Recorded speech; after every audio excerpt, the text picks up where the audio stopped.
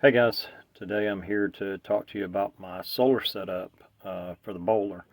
I bought an inexpensive solar package on Amazon. It consisted of a SunSol 100 watt monocrystalline compact solar panel, a charge controller, and the wires to connect it up. It came with a couple of battery cables, had clamps on one end, no connections on the other end, and then the connections from the solar panel to the charge controller. And that this comes with is it also comes with four brackets to mount the solar panel. They're already pre-drilled, and it also comes with the hardware to mount them to the panels and also to your roof or what have you. And one of the issues I had with it was the connections on the charge controller did not want to cinch down tight enough to hold just the plain wire into the charge controller. They came actually with solder on the tips of them where you could screw them into the charge controller, but I had issues with them getting to tighten down. So I cut the soldered ends off and I ordered some crimp-on ferrules. Show you those in a minute. I got a little kit off of Amazon for that as well. And clamped those on, and those made a huge improvement to how I was able to secure those wires to the charge controller. And one of the things about the charge controller that's very important is that when you hook it up, you need to make sure that you hook up the battery first to the charge controller and then hook the solar panel to the charge controller. If you don't, you could burn the charge controller up if you hooked up the panel and did not have your batteries hooked up. One of the things I wanted to comment about too is I've seen a lot of, I'm on a lot of different groups for solar, do-it-yourself solar, cheap do-it-yourself solar, RV solar, boondocking sites and what have you. And I get a lot of comments on there about the charge controller being, a piece of crap. And I understand it's a cheap charge controller and didn't want to spend a lot of money on a expensive controller to begin with until I, learned a little about solar myself. So I didn't want to shell out, 100 plus bucks for an MPPT charge controller until I could actually see what my needs were. And I'll be honest with you, the instructions that come with it were not great. Transferred obviously from Chinese to English, and so it's not great. It took some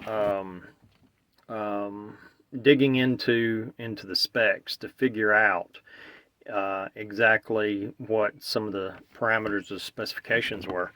And I'll give you an example here. I made some notes to relay this to you. In the specifications part, it talks about different models of controllers. Mine was an XB 1230, which you're probably not going to be able to see this real well. But in here it talks about, the amperage that this one would handle would be 30 amps coming from the solar panels to the charge controller. And it also talks about the rate of the charge voltage, and it has three different types listed here. One being BO1, and it talks about that being hermetic. Another one BO2, which is colloidal, if I'm saying that right. And then the third one being BO3, open type.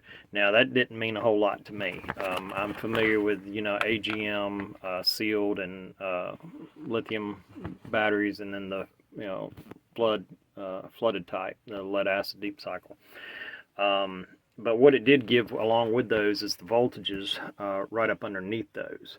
And so I did a little research and come to find out that the BO1 type, which is they call hermetic, is for sealed batteries. And the rate of charge at that setting is 14.4 volts. The next one, the BO2 colloidal, is the gel type battery, which is rated for 14.2 volts, or that's the charge rate with this charge controller is 14.2 volts. And then BO3, which is the open type, which is your flooded lead acid deep cycle batteries, which is charging at 14.6 volts. And then the float charge is default to 13.7. Now, I didn't realize this until today. I've been playing with this thing for a week or so. We went on a trip and I took it with me and experimented with it a couple of days when we had some sunny weather just to see what it would do, and got it hooked up and it charged, you know. But like I said, I was having issues then on the trip with the wires not cinching down properly, and I didn't want to over tighten them and break anything, so you know, I was a little careful there. So when I got back home, I ordered the ferrules, got those connected up. I'll show you those in a minute, and got everything set up. Now the reason I was telling you about the voltages is because the my charger, when I'm hooked up to shore power, my onboard power center / 3-stage charger is a World Friendship Corporation model WF8725.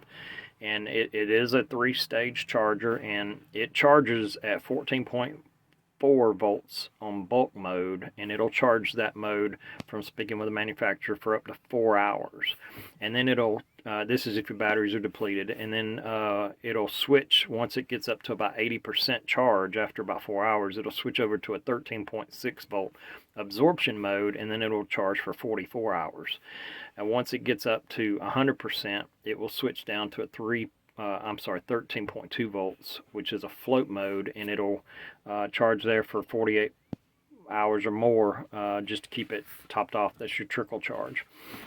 Now, I was concerned about the differences in the float voltage being 13.7 on the solar charger and 13.2 on my WF8725 controller when I'm hooked to shore power. So I wanted to look that up and see what Trojan recommended. And the specs for Trojan on a 12 volt system, I have two T105 6-volt batteries in series for 12 volts.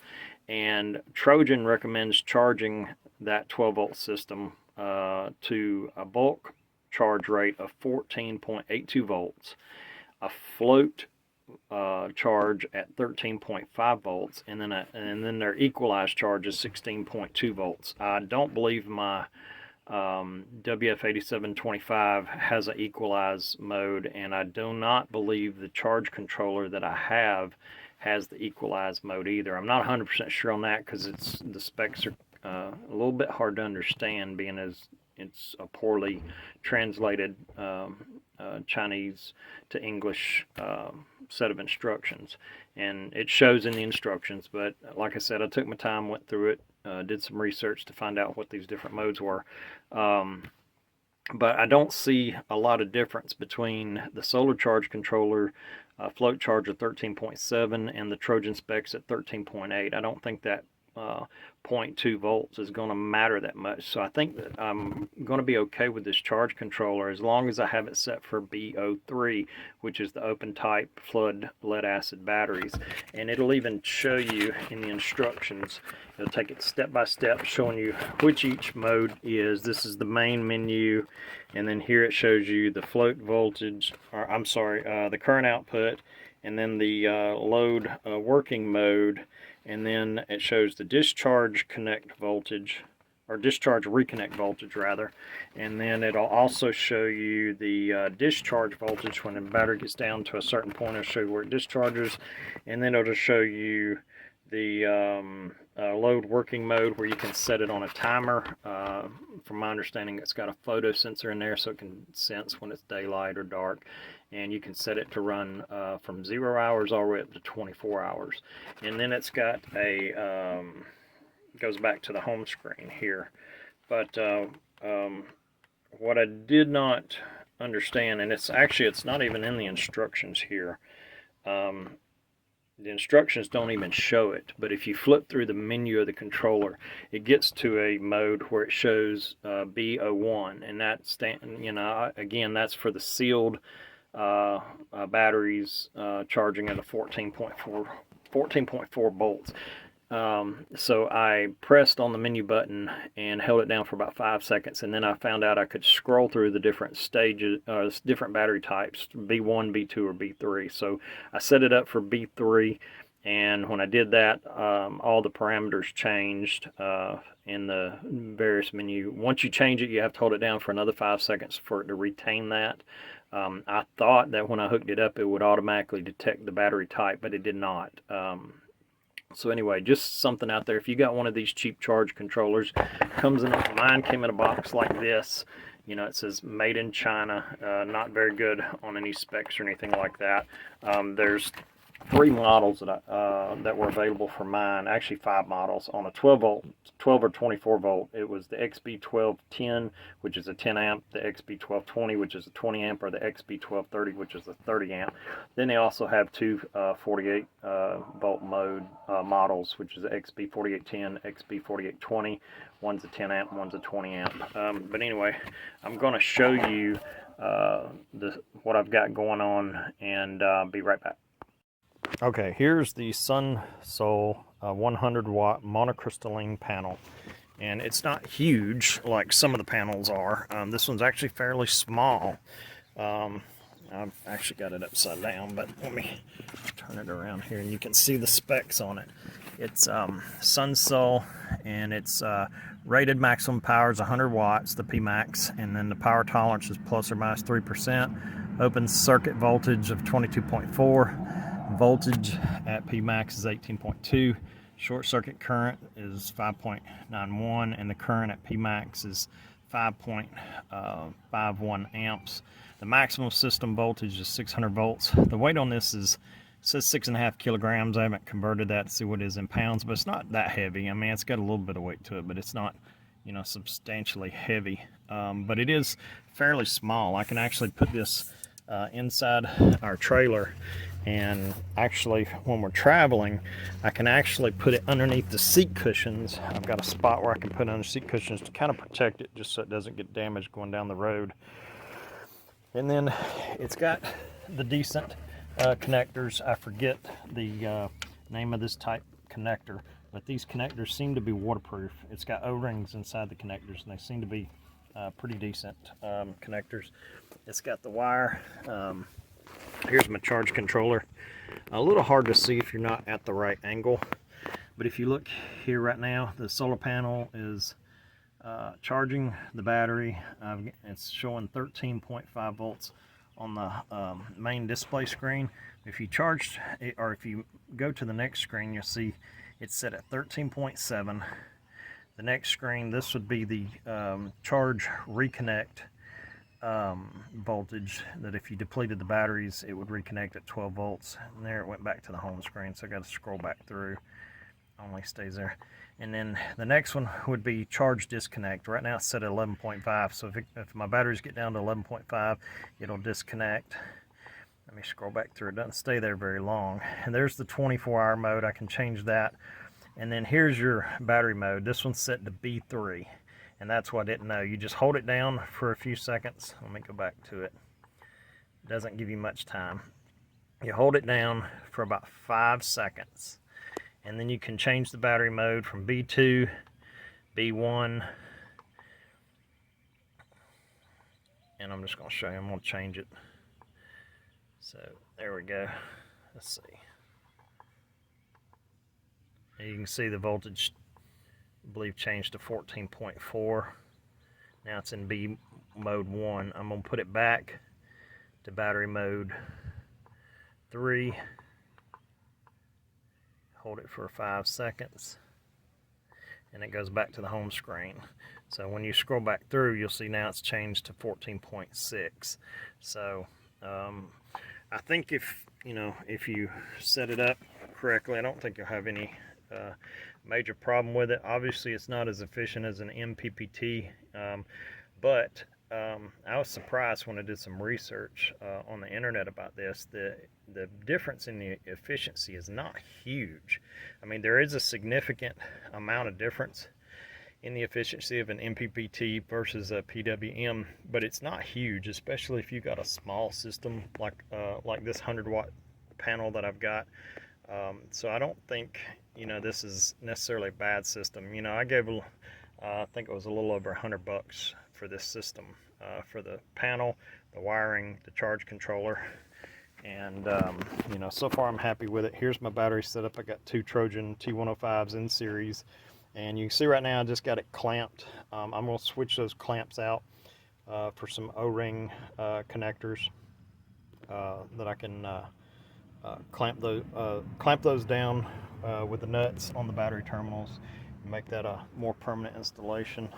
But then also, I had this before I got the panels installed. I've got my my meter here that shows me what's coming out of the battery. It's got the voltage right now at 13.16, and the current right now is 0.18 LED light on right now. Don't have huge power draws. I've got a water pump here. You can hear it. It's a C-Flow Series 42 water pump, so it doesn't use a huge amount of power. I got 3 LEDs in this small trailer, LED lights, which is plenty sufficient for us. And then we've got our vent fan, that's about it. We charge a cell phone here and there, so we don't have, you know, huge power draw in here. The fan and the water pump are the biggest ones, but the water pump doesn't draw enough to make a difference. I mean, we use it maybe a maximum of an hour a day when we're camping, 3 showers and a few hand washings during the day if we're on, you know, boondocking battery power. So we only got 16 gallons in the water tank, so we can't use that much water. We use about a gallon to 2 gallons per person for a shower, and then we use some of the water you know, for washing hands and dishes, things of that nature.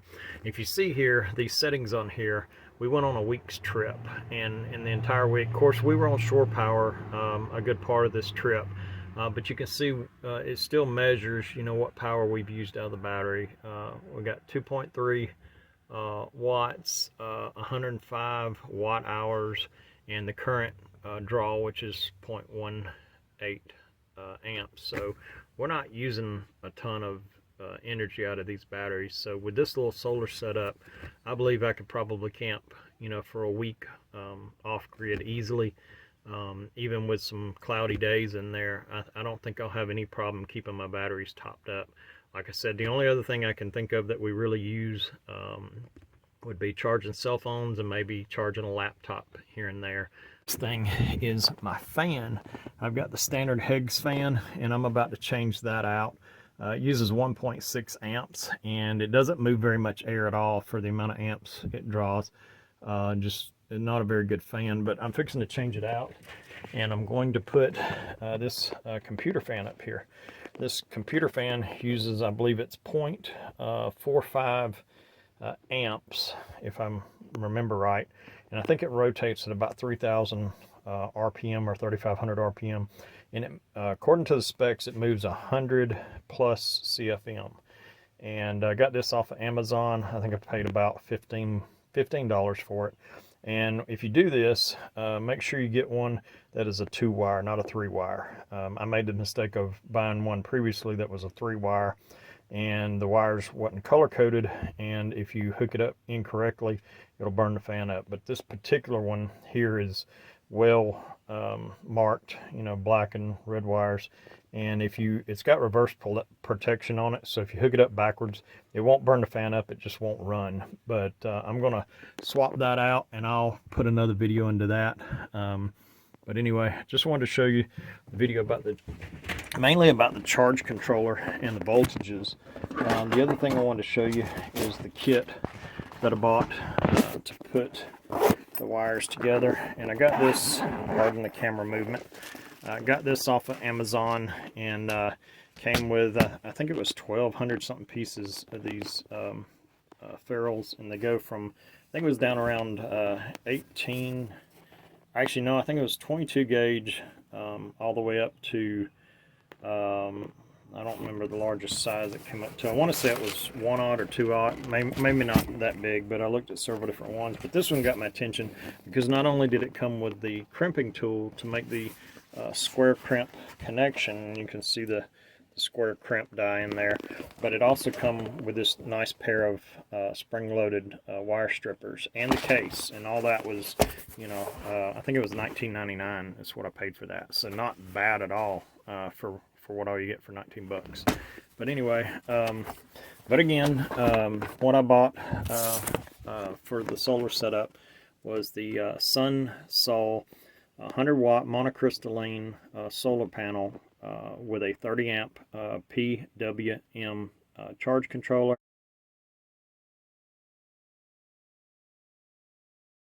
And now that I got the camera flipped the other way, I can show you the diagram again. There's the display parameters. You got a home screen, at position 1, position 2, you got your output current. I have not been able to get it to display output current.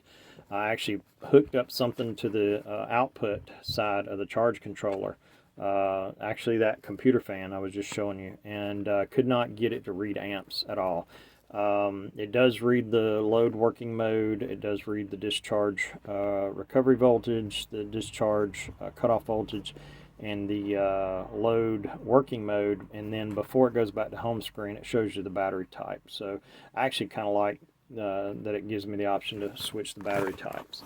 And there's a quick example of the wiring diagram to hook up your solar, your battery, and your load. You can turn the load on and off. When you're on the main screen, just hit the negative button. It'll toggle the load on or off. But here with the specs that I was referring to, there's your model numbers showing you the different controllers and the amperages. But if you look down here, you see raise the charge voltage. You got BO1 hermetic, BO2 collodial, and BO3 open type. And you see each one, the voltage is 14.4, 14.2, and 14.6 volts. And that equates to the different battery types. The first one being the sealed, the second one being the gel, and then the third one being the flood lead acid. So I was baffled for a number of days as to, if I had the settings right in the charge controller. But once I got in here today and started really Googling these specs in here, I started finding results on Google and was able to figure it out. So I hope this helps somebody that's got one of these cheap controllers that just not ready to spend, $100+ on an MPPT. I probably will get one down the road at some point, but for right now, I'm happy with this. I want to use it for a little while and see what my usage is when I go on a couple of boondocking trips where we don't have shore power, see how much power we're drawing out of the batteries, and how much we're able to put back in with 100 watts. May even put another panel on top, or get a suitcase panel to go with it and maybe take it up to 200 or 300 watts. Not sure at this point, but anyway, hope this video helped, and talk to you guys later.